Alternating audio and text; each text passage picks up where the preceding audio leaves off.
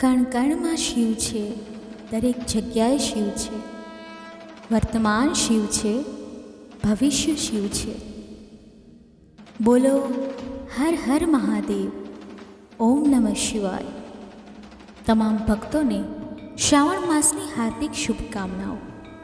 સાથીઓ, આજે આપણે ભગવાન શિવની એક ખૂબ જ પવિત્ર કથા સાંભળવા જઈ રહ્યા છીએ. દુઃખ અને દરિદ્રતાનો નાશ કરનારી છે, જેનું વર્ણન શિવ પુરાણમાં પણ જોવા મળે છે. અને એવું કહેવામાં આવે છે કે જે કોઈ પણ આ કથાને શરૂઆતથી અંત સુધી સાચા દિલથી સાંભળે છે તો તેના ઘરમાં ક્યારેય કોઈ દરિદ્રતા નથી આવતી. આ સાંભળ્યા પછી રોગીને તેના બધા રોગોથી મુક્તિ મળે છે. માટે આપ સૌએ આ કથાને શરૂઆતથી અંત સુધી સાંભળવી જોઈએ. અને જો કોઈ વ્યક્તિ ભગવાન શિવની આ પરોપકારી કથા સાંભળે છે તો તેમની ભક્તિ ભગવાન શિવ પ્રત્યે 100 ગણી વધી જાય છે. જો તમે ભગવાન શિવના ભક્ત છો તો તમારે ભગવાન શિવનો અનાદર ન કરવો જોઈએ. આ પવિત્ર કથા શરૂ કરતાં પહેલાં જો તમે બધાએ હજુ સુધી વિડીયોને લાઈક કર્યો ના હોય તો વિડીયોને લાઈક કરો અને કોમેન્ટ બોક્સમાં હર હર મહાદેવ, ઓમ નમઃ શિવાય જરૂરથી લખજો.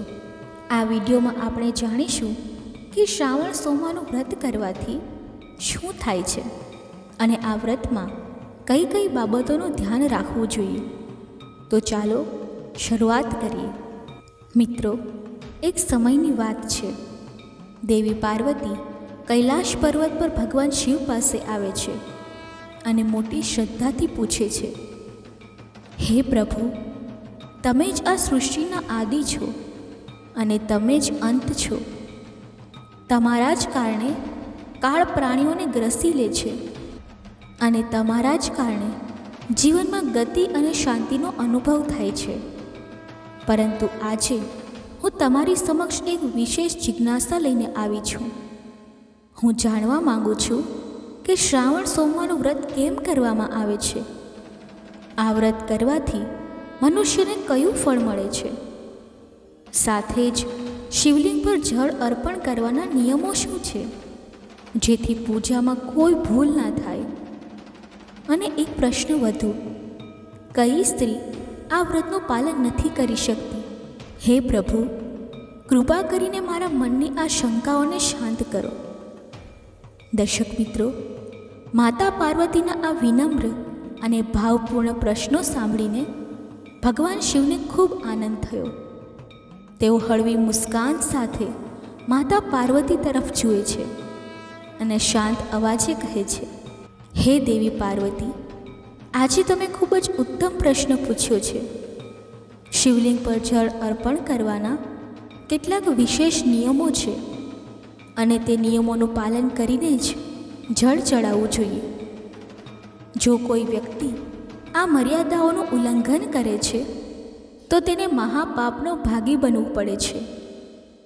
હે દેવી, હું તે સ્થળથી નારાજ થઈ જાઉં છું જ્યાં મારી પૂજા વિધિપૂર્વક નથી કરવામાં આવતી અને જ્યાં શ્રદ્ધા કરતાં બેદરકારી વધુ હોય છે. હે પ્રિયે, આજે હું તમને એ પણ જણાવીશ કે શ્રાવણ સોમવારનું વ્રત કરવાથી શું લાભ થાય છે અને શિવલિંગ પર જળ અર્પણ કરવાથી કયું પુણ્ય પ્રાપ્ત થાય છે. કારણ કે હે પાર્વતી, શિવલિંગ જ મારું સાક્ષાત સ્વરૂપ છે. જે વ્યક્તિ મારા આ સ્વરૂપની નિત્ય શ્રદ્ધા અને ભક્તિથી આરાધના કરે છે તેનું હું સ્વયં રક્ષણ કરું છું. હે પાર્વતી, હવે હું તમને મારી એક પરમ ભક્ત કલ્યાણીની એક પ્રાચીન કથા સંભળાવું છું. આ કથાને તમે ધ્યાનપૂર્વક સાંભળો. જે સ્ત્રી આ દિવ્ય કથાને શ્રદ્ધાથી સાંભળે છે તેને એવું પુણ્ય પ્રાપ્ત થાય છે જાણે તેણે 100 વર્ષ સુધી રોજ શિવલિંગ પર જળ અર્પણ કર્યું હોય. અને જે આ કથા સાંભળીને બીજાઓ સુધી પહોંચાડે છે તેના સર્વ દુઃખોનો નાશ થાય છે, તેની ગરીબી દૂર થાય છે અને તે સંસારની મોહમાયાથી વિમુખ થઈને આત્મજ્ઞાન તરફ આગળ વધે છે. આ બધું સાંભળીને માતા પાર્વતી અત્યંત ભાવ વિભોર થઈને વિનમ્ર અવાજે કહે છે, સ્વામી, તમારા શ્રી મુખથી આવી દિવ્ય કથાનું શ્રવણ કરવું એ મારા માટે મહાન સૌભાગ્યની વાત છે. કૃપા કરીને તમે મને તે પવિત્ર કથા સંભળાવો. હું તેને ધ્યાનથી અને પૂર્ણ શ્રદ્ધાથી સાંભળીશ. માતા પાર્વતીની આ પ્રાર્થના સાંભળીને ભગવાન શિવનું મુખ પ્રસન્નતાથી પ્રકાશિત થઈ ઉઠે છે. તેમણે કરુણાભરી દ્રષ્ટિથી માતા તરફ જોયું અને હળવી મુસ્કાન સાથે કહ્યું, હે દેવી પાર્વતી, પૂર્વકાળની વાત છે. નંદનગરી નામની એક પવિત્ર નગરી હતી, જ્યાં વિશ્વનાથ નામનો એક વિદ્વાન બ્રાહ્મણ રહેતો હતો. વિશ્વનાથ માત્ર બુદ્ધિમાન જ નહોતો, પરંતુ રૂપવાન, ગુણવાન અને સમસ્ત શાસ્ત્રોમાં પારંગત પણ હતો. તેણે વેદોનો ગહન અભ્યાસ કર્યો હતો અને ધર્મની મર્યાદાનું પાલન કરતો હતો. તેની નજીકની એક નગરીમાં ધર્મદાસ નામનો બીજો વિદ્વાન બ્રાહ્મણ રહેતો હતો. ધર્મદાસને એક માત્ર પુત્રી હતી, કલ્યાણી. કલ્યાણી શિવ ભક્તિમાં સંપૂર્ણપણે રમમાણ હતી. તે રોજ સવારે ઉઠીને પવિત્ર સ્નાન કરતી, પછી શિવલિંગ પર જળ અર્પણ કરતી, વિધિપૂર્વક પૂજા કરતી અને ત્યારબાદ જ પોતાની દિનચર્યા શરૂ કરતી.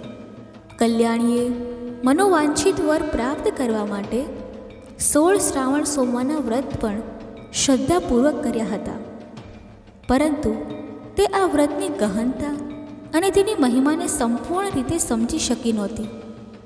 તેનું હૃદય શ્રદ્ધાથી ભરેલું હતું, પરંતુ હજુ સુધી જ્ઞાનના દીપનો પ્રકાશ તેને મળ્યો નહોતો. ધર્મદાસે પોતાની પુત્રીનું લાલન પાલન ખૂબ પ્રેમ અને સ્નેહથી કર્યું હતું. કલ્યાણી માત્ર રૂપવાન જ નહોતી, પરંતુ ગુણશીલ અને વ્યવહારમાં પણ અદ્વિતીય હતી. જ્યારે કલ્યાણી લગ્નની ઉંમરે પહોંચી ત્યારે ધર્મદાસના હૃદયમાં ચિંતા ઘર કરવા લાગી. એક દિવસ તે પોતાની પત્ની પાસે ગયો અને ગંભીર અવાજે બોલ્યો, હે પ્રિય, આપણી પુત્રી હવે યુવાન થઈ ગઈ છે. હવે સમય આવી ગયો છે કે તેના લગ્ન કરી દેવા જોઈએ, કારણ કે એક યુવતીને ઘરમાં લાંબા સમય સુધી અપરિણિત રાખવી ઉચિત નથી મનાતું. સમાજની દ્રષ્ટિ બદલાવા લાગે છે અને માતા પિતા પર પણ અનેક પ્રકારની વાતો થવા લાગે છે. મને ચિંતા છે કે આપણે ક્યાંક મોડું ના કરી બેસીએ. આ સાંભળીને તેની ધર્મપત્નીએ નમ્ર અવાજે જવાબ આપ્યો, હે સ્વામી, મારી દ્રષ્ટિમાં એક અત્યંત યોગ્ય બ્રાહ્મણ છે, જે મારા ભાઈની નગરી નંદનગરીમાં રહે છે. તેમનું નામ વિશ્વનાથ છે. તેઓ વિદ્વાન, શીલવાન અને ધર્મના માર્ગે અડગ રહે છે. હું તો એમ જ કહું છું કે જો આપણી કલ્યાણીના લગ્ન આ શ્રેષ્ઠ બ્રાહ્મણ સાથે કરાવીએ તો આ આપણા માટે પણ સૌભાગ્યની વાત હશે અને આપણી પુત્રીના જીવનમાં પણ સુખ, શાંતિ અને સન્માન રહેશે. તેમની સાથે જીવન વિતાવીને આપણી કલ્યાણી નિશ્ચિતપણે સુખમય જીવન જીવી શકશે. પત્નીની આ વાત સાંભળીને ધર્મદાસ થોડીવાર મૌન રહ્યા. પછી ગંભીર અવાજે બોલ્યા, હે પ્રિય, તું બરાબર કહે છે. મેં પણ વિશ્વનાથજી વિશે ઘણું સાંભળ્યું છે. તેમનું જ્ઞાન, તેમનું આચરણ અને તેમનો વિનમ્ર સ્વભાવ. આપણી કલ્યાણી માટે જો કોઈ યોગ્ય વર હોય તો તે એ જ છે. હું નિશ્ચય કરું છું કે આવતીકાલે જ તેમની પાસે જઈને આપણી પુત્રીનો લગ્ન પ્રસ્તાવ મૂકીશ. બીજે દિવસે સવારે ધર્મદાસ નિત્ય કર્મોથી નિવૃત્ત થઈને શુભ વેશમાં વિશ્વનાથના ઘર તરફ પ્રસ્થાન કરે છે. જ્યારે તે ત્યાં પહોંચે છે ત્યાં દ્વાર પરથી જ એક પવિત્ર દ્રશ્ય તેની નજરમાં આવે છે. વિશ્વનાથ પોતાના ઘરના આંગણામાં પૂર્ણ શ્રદ્ધા અને પ્રેમથી પોતાના વૃદ્ધ માતા પિતાની સેવા કરી રહ્યો હતો. તે તેમના પગ દબાવતો હતો, ક્યારેક તેમને પાણી પીવડાવતો હતો અને તેમના ચહેરા પર સ્નેહભરી મુસ્કાન લાવીને તેમનું મનોરંજન કરતો હતો. ધર્મદાસ આ દ્રશ્યો જોઈને ભાવ વિભોર થઈ જાય છે. તે મનમાં વિચારે છે, અરે વાહ, આ બ્રાહ્મણ પુત્ર તો ખરેખર મહાન છે. કેટલી પ્રસન્નતા અને શ્રદ્ધાથી આ પોતાના માતા પિતાની સેવા કરે છે. જે પુત્રના હૃદયમાં માતૃપિતૃ ભક્તિ હોય તે જ સાચા અર્થમાં યોગ્ય અને ધન્ય કહેવાય છે. તે જ ક્ષણે વિશ્વનાથની નજર દ્વાર પર ઊભેલા ધર્મદાસ પર પડે છે. તે તરત ઊભો થઈને હાથ જોડીને શ્રદ્ધાથી તેમને પ્રણામ કરીને કહે છે, હે વિપ્ર, પધારો. તમારું અમારા આ નાનકડા ઘરમાં હાર્દિક સ્વાગત છે. કૃપા કરીને કહો, હું તમારી કઈ રીતે સેવા કરી શકું? વિશ્વનાથે નમ્રતા અને સ્નેહથી આ વાક્ય કહ્યું અને હાથ જોડીને ધર્મદાસને સન્માનપૂર્વક બેસવા માટે આસન આપ્યું. તેનો વ્યવહાર, તેની વાણીની કોમળતા અને તેની આંખોમાં અતિથિ પ્રત્યેની શ્રદ્ધા, આ બધું ધર્મદાસના હૃદયને અંદર સુધી સ્પર્શી ગયું. ધર્મદાસ ચારે બાજુ નજર નાખે છે અને જુએ છે કે વિશ્વનાથનું ઘર માત્ર સ્વચ્છ અને શાંત જ નહીં, પરંતુ ત્યાં એક દિવ્યતાનું વાતાવરણ પણ છે. ઘરના એક ખૂણામાં વિધિપૂર્વક સ્થાપિત શિવલિંગ છે, જેની ચારે બાજુ ભસ્મ, બીલીપત્ર, દીપ અને નંદનવનની જેમ સજાવેલા ફૂલોની સુગંધ છે. ત્યાં નિત્ય શિવની પૂજા થાય છે. વિશ્વનાથ પોતે અત્યંત શ્રદ્ધાથી તે શિવલિંગની સેવા કરે છે, જળ ચડાવે છે, મંત્રોનું ઉચ્ચારણ કરે છે અને ભક્તિમાં લીન રહે છે. આ બધું જોઈને ધર્મદાસનું મન પ્રસન્નતાથી ભરાઈ જાય છે.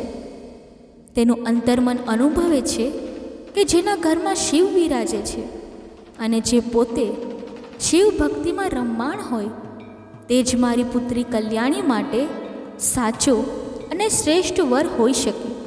પછી તે સ્નેહભર્યા અવાજે વિશ્વનાથને કહે છે, હે વિશ્વનાથ, હું આજે માત્ર અતિથિ બનીને નથી આવ્યો. હું એક પિતા તરીકે તમારી પાસે એક પ્રસ્તાવ લઈને આવ્યો છું. મારી એક પુત્રી છે, કલ્યાણી. તે રૂપ, શીલ અને ધર્મમાં નિપુણ છે અને ભગવાન શિવની પરમ ભક્ત પણ છે. હું ઈચ્છું છું કે તેનું જીવન તમારી સાથે જોડાય. શું તમે મારી પુત્રીને તમારી અર્ધાંગિની તરીકે સ્વીકારવા તૈયાર છો? ત્યારે વિશ્વનાથના માતા પિતા પણ આ શુભ પ્રસ્તાવ સાંભળીને અત્યંત પ્રસન્ન થઈ જાય છે. તેમણે સ્નેહપૂર્વક વિશ્વનાથને કહ્યું, હે બ્રાહ્મણ દેવ, આ સંયોગ આપણા કુળ માટે સૌભાગ્યની વાત છે. ધર્મદાસ જેવા વિદ્વાન અને ધર્મનિષ્ઠ બ્રાહ્મણની કન્યા તમારી અર્ધાંગિની બને, આથી મોટું વરદાન શું હોઈ શકે? માતા પિતાના પ્રેમભર્યા આગ્રહથી વિશ્વનાથ પણ હર્ષપૂર્વક લગ્ન માટે તૈયાર થઈ જાય છે. મિત્રો, સમય પ્રમાણે શુભ મુહૂર્ત કાઢવામાં આવે છે. પછી એક પવિત્ર અને પુણ્ય સ્થાને વેદ મંત્રોની ગુંજન વચ્ચે અગ્નિને સાક્ષી રૂપે આમંત્રિત કરીને વિશ્વનાથ અને કલ્યાણીના લગ્ન સંપન્ન કરવામાં આવે છે. જ્યારે વિશ્વનાથ પહેલી વાર કલ્યાણીને વધુ રૂપે જુએ છે ત્યારે તે તેની સુંદરતા, શીલ અને સૌમ્યતા જોઈને ભાવ વિભોર થઈ જાય છે. કલ્યાણી ખરેખર અત્યંત સુંદર, ગુણવાન અને ચરિત્રવાન સ્ત્રી હતી. તેના મુખ પર એક દિવ્ય તેજ હતું અને તેની વાણીમાં મધુરતા વહેતી હતી. લગ્ન પછી જ્યારે કલ્યાણી પોતાના સાસરે આવે છે ત્યારે તે પૂર્ણ શ્રદ્ધા, સેવા અને પ્રેમથી પોતાના પતિ, સાસુ સસરા અને આખા પરિવારની સેવા કરે છે. પોતાની મધુર વાણી, વિનમ્ર સ્વભાવ અને સતત કર્મશીલતાથી તે સૌના હૃદયમાં સ્થાન બનાવી લે છે. સાસુ સસરા તેના વ્યવહાર અને સેવાથી અત્યંત પ્રસન્ન રહે છે અને તેને પુત્રી જેવો સ્નેહ આપવા લાગે છે. કલ્યાણી રોજ સવારે પોતાના પતિથી પણ પહેલાં જાગી જાય છે. તે સૌથી પહેલાં ઘરના આંગણાને સ્વચ્છ કરે છે, પછી આખા ઘરની અંદર બહાર સફાઈ કરીને સ્નાન માટે જાય છે. સ્નાન પછી તે પૂજા ઘરમાં પ્રવેશ કરે છે અને અત્યંત શ્રદ્ધાથી શિવલિંગ પર જળ અર્પણ કરે છે, બિલીપત્ર સમર્પિત કરે છે અને મંત્રોનો જાપ કરે છે. આખો દિવસ તે પરિવારના દરેક સભ્યનું ધ્યાન રાખે છે, ભોજન બનાવે છે, સાસુ સસરાના ચરણ દબાવે છે અને બધા કાર્યો પૂર્ણ શ્રદ્ધાથી કરે છે. રાત્રે તે પોતાના પતિના ચરણ દબાવીને ત્યાં સુધી નથી સૂતી જ્યાં સુધી તે પતિ સૂઈ ના જાય. તેનું જીવન એક સાચી પતિવ્રતા નારીનું જીવન હતું. કલ્યાણી પોતાના પતિને જ પરમેશ્વર માનતી હતી અને તેમના સિવાય તેણે ક્યારેય કોઈ અન્ય પુરુષ વિશે વિચાર પણ નહોતો કર્યો. તે સત્ય અને ધર્મનું પાલન કરનારી, સેવા અને તપમાં રમમાણ સ્ત્રી હતી. તેણે ક્યારેય કોઈ અશુભ વિચાર કે પાપ કર્મ નહોતું કર્યું. તેના આ સાત્વિક સેવાભાવ અને સરળ સ્વભાવને જોઈને સ્વયં માતા લક્ષ્મી તેના પર પ્રસન્ન થઈ ગયા. માતા લક્ષ્મીએ સ્વયં કલ્યાણીના ઘરમાં વાસ કરવાનું શરૂ કર્યું, જેથી તેના જીવનમાં સુખ, સમૃદ્ધિ અને શાંતિ આવવા લાગી. મિત્રો, એટલું કહીને ભગવાન શિવ માતા પાર્વતી તરફ જોઈને કહે છે, હે દેવી પાર્વતી, ધનની અધિષ્ઠાત્રી દેવી માતા લક્ષ્મી પોતાની કૃપા દ્રષ્ટિ ફક્ત તે સ્ત્રીઓ પર જ રાખે છે જે પતિવ્રતા, સત્યનિષ્ઠ અને ધર્મના માર્ગે ચાલનારી હોય છે. કલ્યાણીની અંદર તે બધા સદ્ગુણો હાજર હતા જે એક ઉત્તમ પતિવ્રતા નારીમાં હોવા જોઈએ. પરંતુ એક નાનકડી ભૂલે તેના જીવનને એવો વળાંક આપ્યો કે તેનો આખો પરિવાર દુઃખોના ગાઢ અંધકારમાં ડૂબી ગયો. તેના જીવનમાં સુખ અને શાંતિની જગ્યાએ ફક્ત કલેશ, અશાંતિ અને વેદનાનો પ્રવેશ થયો. હે પાર્વતી, એક દિવસની વાત છે. બીજે દિવસે શ્રાવણ માસની શરૂઆત થવાની હતી અને સંયોગથી તે દિવસે અમાવસ્યા પણ હતી. તે જ દિવસે કલ્યાણીએ બપોરના ભોજનમાં એક વિશેષ શાક તૈયાર કર્યું, જેમાં ઘણી માત્રામાં ડુંગળી, કોબી અને અન્ય શાકભાજીને દહીં સાથે ભેળવીને રાંધ્યું હતું. સ્વાદ વધારવા માટે તેમાં સિંધવ મીઠું પણ ઉપયોગમાં લીધું હતું. સાંજ પહેલાં કલ્યાણી અને તેનો આખો પરિવાર ભોજન કરીને રાત્રે આરામ કરવા ગયો. તે રાત્રે શાક ખૂબ જ સ્વાદિષ્ટ બન્યું હતું અને થોડું શાક બચી ગયું હતું. બીજે દિવસે સવારે જ્યારે વિશ્વનાથ અને કલ્યાણી વહેલા ઉઠ્યા ત્યારે તેઓ રાતનું બચેલું શાક જોઈને લલચાઈ ગયા. તે શાક જોઈને તેઓ તેનો સ્વાદ ફરીથી લેવા વ્યાકુળ થઈ ગયા અને તેમણે તે ખાઈ લીધું. મિત્રો, એવું કહેવાય છે કે ડુંગળી અને તામસિક વસ્તુઓનું અત્યાધિક સેવન મનુષ્યના મનમાં કામના અને વાસનાની આગ ભડકાવે છે. હવે તે જ અસર આ બંને પર પણ થઈ. ભોજન પછી વિશ્વનાથ, જે હમણાં સ્નાન કરીને પાછો આવ્યો હતો, વાસનાથી વ્યાકુળ થઈને કલ્યાણીની નજીક આવ્યો અને તેની સાથે શારીરિક સંબંધ બનાવી લીધો. કલ્યાણીનું શરીર અપવિત્ર થઈ ગયું, પરંતુ દુર્ભાગ્યે તેનું મન પણ તે સમયે કામના પ્રભાવમાં હતું. તે પોતાના નિત્ય નિયમો ભૂલી ગઈ અને સંબંધ પછી સ્નાન કર્યા વિના સીધી પૂજા ઘરમાં ગઈ અને શિવલિંગને સ્પર્શ કરીને જળ અર્પણ કરી દીધું. તે જ ક્ષણે તેના શરીરમાં મહામોહનો પ્રવેશ થયો. તેની ઇન્દ્રિયો વ્યાકુળ થઈ ગઈ અને તેનું મન ધર્મથી વિમુખ થઈને તૃષ્ણાઓ તરફ વહેવા લાગ્યું. હે દેવી, જ્યારે મેં જોયું કે કલ્યાણીએ શરીરને અપવિત્ર કરીને મારા શિવલિંગ પર જળ અર્પણ કર્યું છે, ત્યારે હું તેનાથી નારાજ થઈને તે ઘર છોડીને ચાલ્યો ગયો. મારા સ્થળેથી જતા રહેવાથી કલ્યાણીના જીવનમાં અંધકારનો આરંભ થયો. તેના શરીરમાં વસતો મહામોહ હવે તેને દરેક ધાર્મિક કર્તવ્યથી દૂર કરવા લાગ્યો. તેણે અત્યાર સુધી કરેલા બધા શ્રાવણ સોમવારના વ્રતોનું પુણ્ય પોતે જ નષ્ટ કરી દીધું. તે બંનેએ અજાણતા જ લસણ, ડુંગળી અને સિંધવ મીઠાનું સેવન કર્યું, જે વ્રતકાળમાં વર્જિત છે. જે વ્રતથી મનુષ્ય મોક્ષની પ્રાપ્તિ કરે છે, તે જ વ્રત હવે પાપનું કારણ બની ગયું. મહામોહના પ્રભાવથી કલ્યાણીની બુદ્ધિ ભ્રષ્ટ થઈ ગઈ. તેનું મન ધર્મની જગ્યાએ ભોગ અને વિલાસ તરફ આગળ વધવા લાગ્યું. આની અસર તેના પતિ વિશ્વનાથ પર પણ પડી અને તે પણ હંમેશા વાસનામાં ડૂબેલો રહેવા લાગ્યો. પછી એક દિવસ વિશ્વનાથે બધી સીમાઓ ઓળંગી લીધી. તેણે માસિક ધર્મના સમયે જ કલ્યાણી સાથે સંબંધ સ્થાપિત કરી દીધો અને આ સાથે બ્રહ્મ હત્યાનું પાપ તેના શરીરમાં પ્રવેશી ગયું.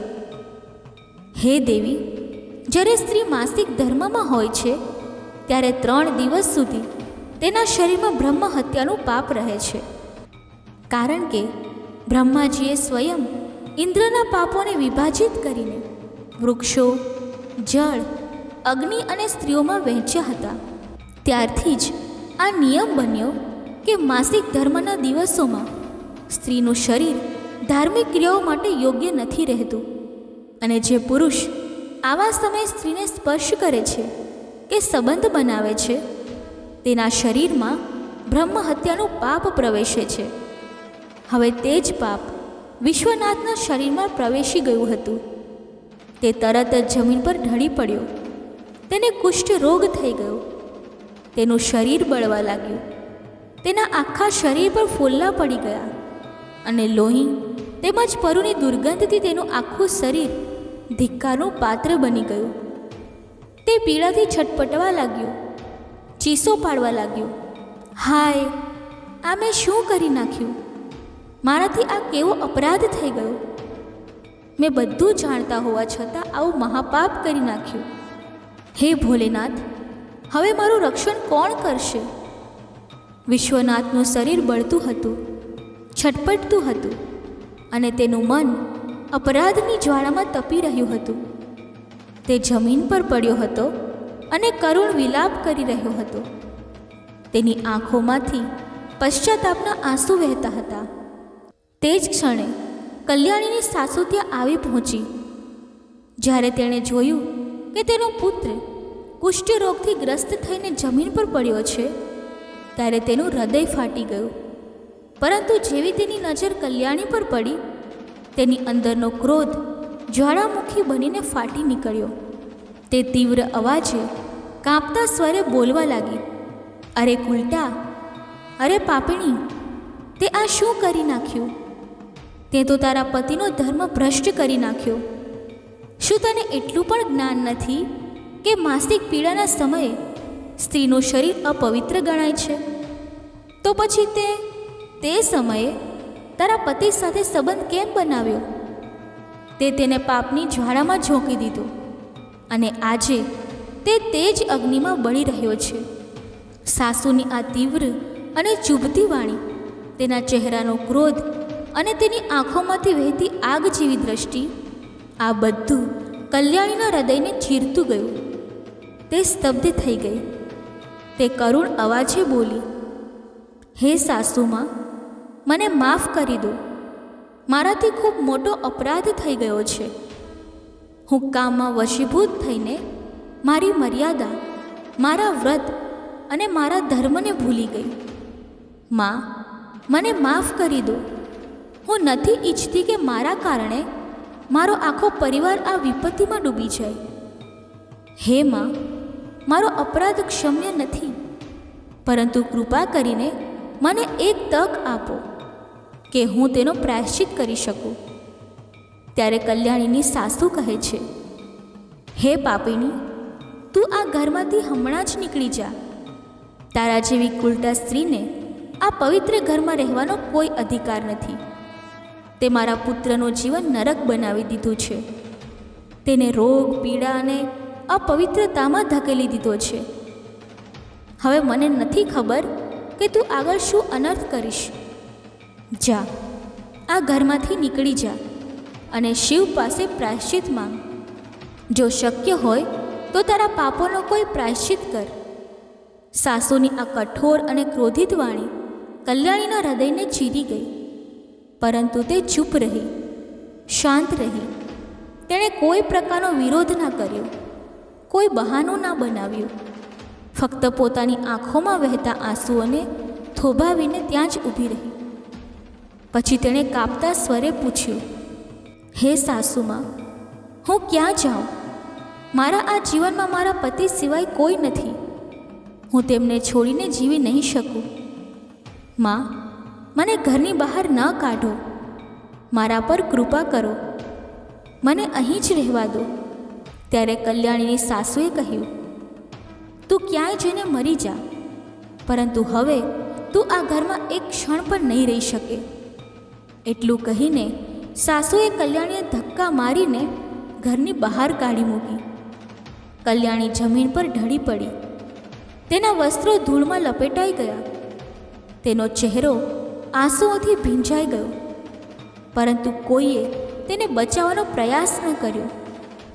નિરાશ, હતાશ અને તૂટેલી કલ્યાણી ભારે પગલાઓથી તે ઘર છોડીને નીકળી ગઈ, જેને પોતાના શ્રમ, પ્રેમ અને સેવાથી મંદિરની જેમ સજાવ્યું હતું. ચાલતા ચાલતા તેની આંખો સૂકાઈ ગઈ, પરંતુ અંદરનું રુદન થંભતું નહોતું. તેને પોતાની ભૂલ પર ગહન પશ્ચાતાપ થવા લાગ્યો. તેને કંઈ સમજાતું નહોતું કે તે હવે શું કરે, ક્યાં જાય, કોની પાસે સહાય માંગે. તેના ચરણ ધૂળથી ઢંકાયેલા હતા, માથું સૂકું હતું અને મન અંધકારથી ઘેરાયેલું હતું. ચાલતા ચાલતા તે એક ગાઢ જંગલમાં પહોંચી, જ્યાં ઘટાદાર વૃક્ષોની છાયા, પક્ષીઓનો અવાજ અને શાંત વાતાવરણ તેના હૃદયની પીડાથી એકદમ અલગ લાગતું હતું. તે જ જંગલમાં વૃક્ષોની વચ્ચે એક પ્રાચીન શિવ મઠ હતું, જ્યાં વર્ષોથી શિવભક્ત સાધુઓ રહેતા હતા અને સાચા તપસ્વીઓ માટે આશ્રયનું સ્થાન હતું. કલ્યાણીએ કાપતા પગલાઓથી તે મઠ તરફ પ્રસ્થાન કર્યું. તૂટેલા હૃદય અને પશ્ચાતાપના ભારથી થાકેલી કલ્યાણી મંદિરના એક ખૂણામાં જઈને બેસી ગઈ. ત્યાં બેસીને તે પોતાના દોષ, અપમાન અને પોતાના જીવનના વિખરાયેલા ટુકડાઓને યાદ કરવા લાગી. તેની આંખો મીચાઈ ગઈ.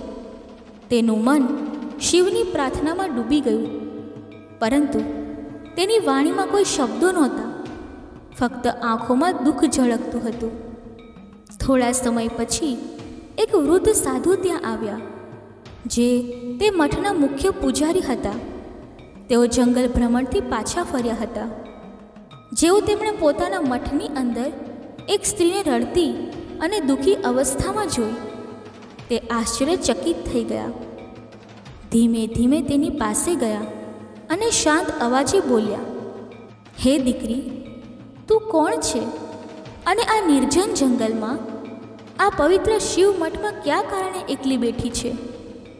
તારો ચહેરો પીડાથી ભરેલો છે અને તારી આંખો અંદરની કોઈ મોટી વ્યથા કહી રહી છે.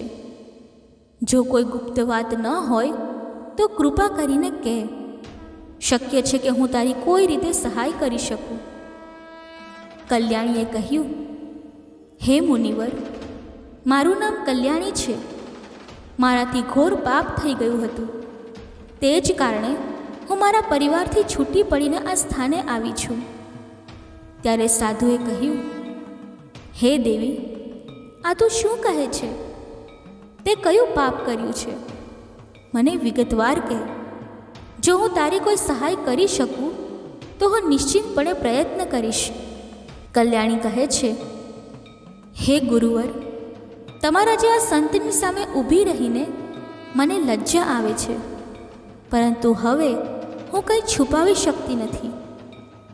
હું કલ્યાણી છું, એક બ્રાહ્મણની કન્યા અને એક ધર્માત્મા પુરુષની પત્ની.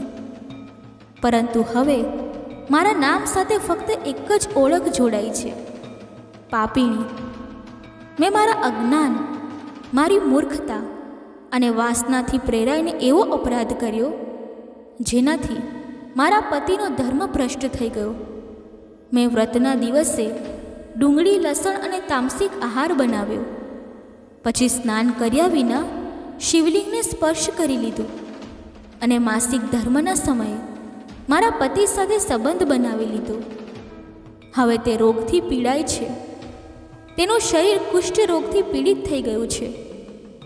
અને હું, જે એક સમય કુલ વધુ કહેવાતી હતી, હવે કુલટા કહેવાય છે. મને મારા ઘરમાંથી કાઢી મૂકવામાં આવી છે. મારી સાસુએ મને કહી દીધું કે ક્યાંય જઈને મરી જા, પરંતુ હું મરવા નથી ઈચ્છતી. સ્વામી, હું પ્રાયશ્ચિત કરવા ઈચ્છું છું. હું ઈચ્છું છું કે મહાદેવ મને માફ કરે, મારા પતિને ફરીથી જીવન આપે અને મારી આત્માને ફરીથી શુદ્ધ કરે. હે ગુરુવર, જો તમે મારા અપરાધ માટે કોઈ માર્ગ બતાવી શકો તો કૃપા કરો. સાધુ કહે છે, બેટી, તો ચિંતા ન કર.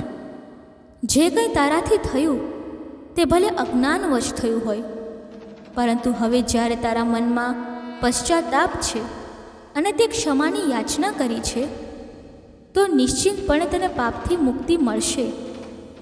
તું આ શિવ મઠમાં રહે અને ભગવાન શિવ શંકરની નિત્ય સેવા કર. સવારે ઉઠીને સ્નાન કર, બ્રહ્મચર્યનું પાલન કર.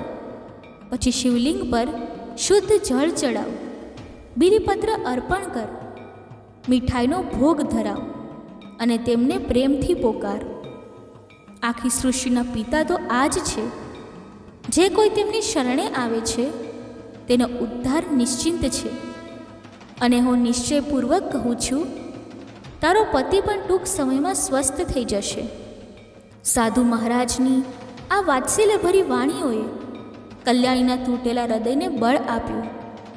તે જ ક્ષણે તેમના ચરણોમાં નતમસ્તક થઈ ગઈ અને તે જ મઠને પોતાનું તીર્થ, તપોભૂમિ અને અંતિમ આશ્રય બનાવી લીધું. હવે કલ્યાણીનો દિવસ અને રાત શિવજીની ભક્તિમાં વીતવા લાગ્યા. તે રોજ બ્રહ્મ મુહૂર્તમાં ઉઠતી, નદીમાં સ્નાન કરતી, પછી વ્રત અને સંયમનું પાલન કરતી મંદિરમાં પ્રવેશ કરતી. શિવલિંગ પર જળ ચડાવવું, બીલીપત્ર અર્પણ કરવું, મીઠાઈનો ભોગ લગાવવો, ગાયોને ચારો આપવો અને સાધુઓની સેવા કરવી, આ તેનું નિત્ય કર્મ બની ગયું. આખો દિવસ તે મઠના મંદિરમાં શિવ મૂર્તિની સામે બેસીને શિવ સ્તુતિ, મહામૃત્યુંજય જાપ અને શિવ સહસ્ત્ર નામનું પાઠ કરતી રહેતી. દરેક સોમવારે તે વ્રત કરતી અને આ વખતે તેણે સંકલ્પ લીધો હતો કે હું ફરીથી 16 સોમવારનું વ્રત કરીશ, પરંતુ આ વખતે પૂરી શ્રદ્ધા, નિયમ અને તપસ્યા સાથે કરીશ. આ રીતે 1 વર્ષ વીતી ગયું. શિવ મઠની દિવાલો હવે કલ્યાણીના જાપથી ગુંજવા લાગી હતી. તેના મનમાંથી હવે પાપનો ભય દૂર થઈ ગયો હતો અને તેની જગ્યાએ ફક્ત શ્રદ્ધા, ત્યાગ અને શિવ સાથે ફરીથી મળવાની લગન બેસી ગઈ હતી. મિત્રો, 1 વર્ષની શ્રદ્ધાપૂર્ણ તપસ્યા અને શિવ ભક્તિમાં લીન રહીને કલ્યાણીનું હૃદય હવે શુદ્ધ થઈ ગયું હતું. પરંતુ ભગવાન શિવ બધું જોઈ રહ્યા હતા. તેમની દ્રષ્ટિમાં કલ્યાણીનું તપ ઉતરી રહ્યું હતું, છતાં તેઓ હજુ તેની પરીક્ષા લઈ રહ્યા હતા. હવે ફરીથી શ્રાવણ માસનો આરંભ થયો. વરસાદના ટીપા પડવા લાગ્યા. મઠની છત પરથી ટપકતી જળધારા જાણે કલ્યાણીના હૃદયને પણ ભીંજવી રહી હતી. તે જ સમયે સાધુ મહારાજ શાંત સ્વરે પોતાના કમંડળમાંથી જળ છાંટતા કલ્યાણીને બોલ્યા, હે દીકરી, હવે જ્યારે શ્રાવણ માસનો આરંભ થયો છે, તો તું આ માસમાં પૂર્ણ શ્રદ્ધા અને નિષ્ઠાથી દરેક સોમવારનું વ્રત કર. શિવજીનું જ ધ્યાન રાખ, તેમનો જ જાપ કર, તેમનું જ સ્મરણ કર અને ધ્યાન રાખ કે આ વખતે કોઈ ભૂલ ન થાય. હવે હું તેને શ્રાવણ સોમવાર વ્રતની વિધિ અને તેના નિયમો વિગતવાર જણાવું છું. આને ધ્યાનથી સાંભળ. શ્રાવણ માસમાં કોઈ પણ સ્ત્રી કે પુરુષે તામસિક ભોજન જેવા કે ડુંગળી, લસણ, માંસ, માછલી, વ્યસન વગેરે કોઈ પણ રૂપમાં ગ્રહણ ન કરવું જોઈએ. વ્રત દરમિયાન વર્જિત કે પરહેજની વસ્તુઓથી સંપૂર્ણ સંયમ રાખવો જોઈએ. શિવલિંગ પર ભૂલથી પણ કેતકીના ફૂલ કે તુલસી પત્ર અર્પણ ન કરવા જોઈએ. શિવજીની પૂજામાં ક્યારેય શંખનો ઉપયોગ ન કરવો જોઈએ, કારણ કે તે તેમના માટે વર્જિત છે. અને શિવલિંગ પર ક્યારેય હળદર, કુમકુમ કે સિંદૂર અર્પણ ન કરવું જોઈએ. જો તું આ બધા નિયમોનું પાલન કરે છે અને સાચા મનથી ભગવાન શિવની ઉપાસના કરે છે તો તેઓ નિશ્ચિંતપણે તારી મનોકામના પૂર્ણ કરશે. સાધુ મહારાજના આ વચનોને કલ્યાણીએ પોતાના હૃદયમાં બેસાડી લીધા. હવે તે વધુ સંકલ્પબદ્ધ થઈ ગઈ. તે પૂર્ણ નિયમ, સંયમ, શ્રદ્ધા અને ભક્તિથી રોજ વ્રત કરતી. આખા શ્રાવણ માસમાં તેણે કોઈ પણ પ્રકારની ભૂલ ના કરી. તે શિવલિંગ પર શુદ્ધ જળ અને બીલીપત્ર ચડાવતી, વ્રત સાથે ધ્યાન અને જાપ કરતી. પરંતુ સમય વીતતો ગયો અને તેને કોઈ અનુભવ, કોઈ સાક્ષાત્કાર, કોઈ સંકેત ના મળ્યો. દિવસો વીતતા ગયા. શ્રાવણ માસ પૂર્ણ થવા આવ્યો, પરંતુ તેના જીવનમાં કોઈ પરિવર્તન ના આવ્યું. ના તો તેના પતિના સમાચાર મળ્યા, ના તો શિવજીની કોઈ કૃપાની ઝલક દેખાઈ. તેનું મન ડગમગવા લાગ્યું. એક દિવસ જ્યારે તેની હતાશા ચરમસીમાએ પહોંચી, ત્યારે તેણે મનમાં આત્મહત્યાનો વિચાર કર્યો. તેણે વિચાર્યું, જો મારી ભક્તિ વ્યર્થ છે તો મારું જીવન પણ વ્યર્થ છે. તે ચાલવા લાગી શિવમઠની નજીક વહેતી નદી તરફ. તેની આંખોમાં આંસુ, હૃદયમાં તૂટન અને મનમાં ફક્ત એક જ નામ, ભોલેનાથ હતું. તે ધીમે ધીમે પાણીમાં ઉતરી અને ભગવાન શિવનું સ્મરણ કરતા જળ સમાધિ લેવાનો નિશ્ચય કર્યો. મિત્રો, તે જ ક્ષણે એક ચમત્કાર થયો. જે ક્ષણે કલ્યાણી પાણીમાં ડૂબવા લાગી, તે જ ક્ષણે એક દિવ્ય શક્તિ તેને ઉપર ખેંચવા લાગી. પાણી જાણે તેને છોડી દેવા લાગ્યું અને ઠીક તે જ ક્ષણે કલ્યાણી પાણીમાંથી બહાર આવી ગઈ.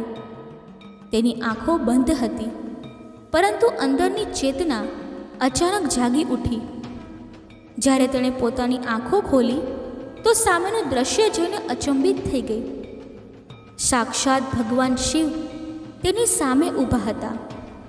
જટાધારી, ત્રિનેત્રધારી, શાંત પરંતુ તેજોમય સ્વરૂપ. તેમની ઉપસ્થિતિથી આખું વાતાવરણ દિવ્યતાથી ભરાઈ ગયું. વાતાવરણમાં અચાનક ઘંટડીનો નાદ થવા લાગ્યો. કલ્યાણી આ જોઈને તુરંત જમીન પર ઢળી પડી. તેણે વારંવાર ભગવાન શિવને પ્રણામ કર્યા. તેમની સ્તુતિ કરવા લાગી, તેમનું નામ ગાવા લાગી. ત્યારે ભગવાન ભોલેનાથ બોલ્યા, હે દીકરી, તે મોટી શ્રદ્ધા અને ભક્તિભાવથી મારી આરાધના કરી છે. તેથી હવે હું તારા પર પ્રસન્ન છું. બોલ, તારી શું ઈચ્છા છે?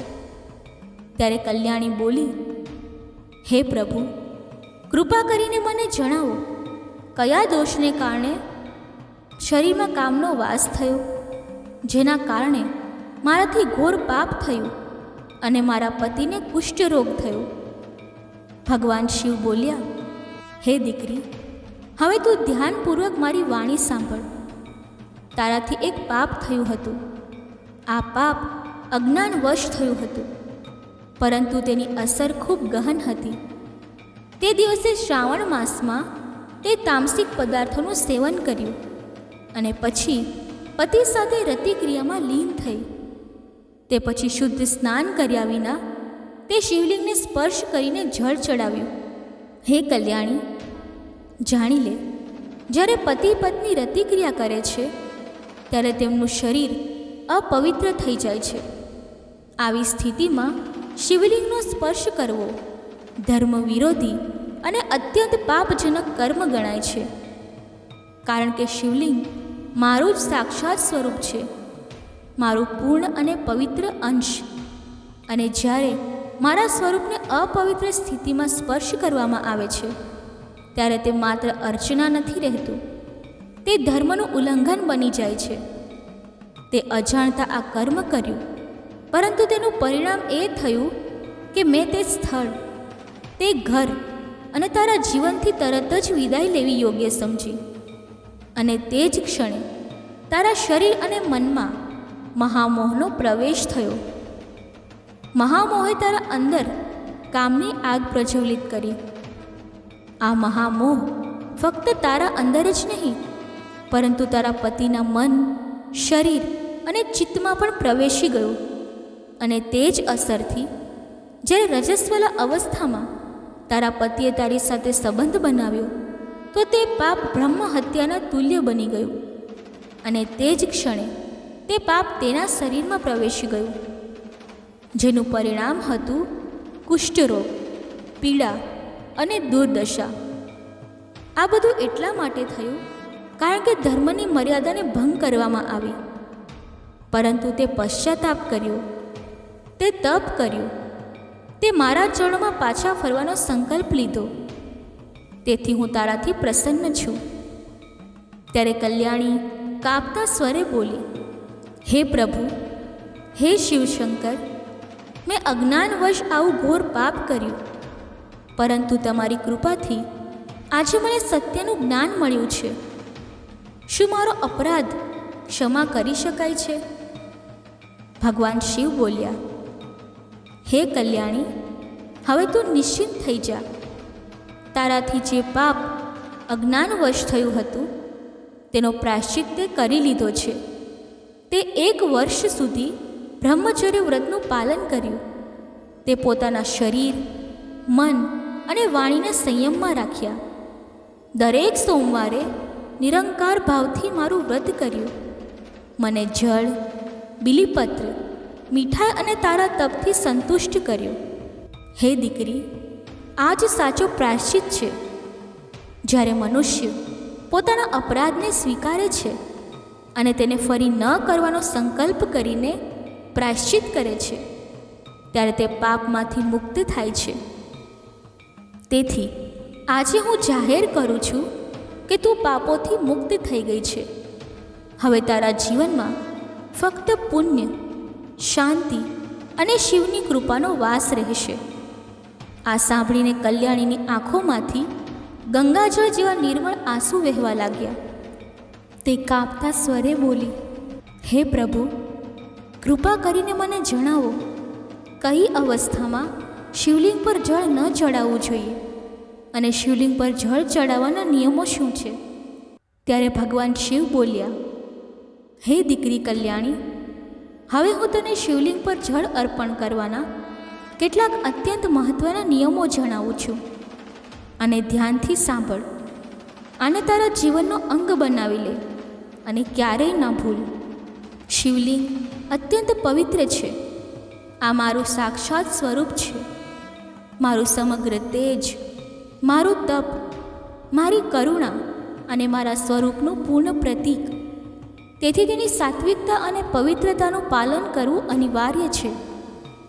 ક્યારેય અપવિત્ર અવસ્થામાં શિવલિંગનો સ્પર્શ ન કરવો જોઈએ.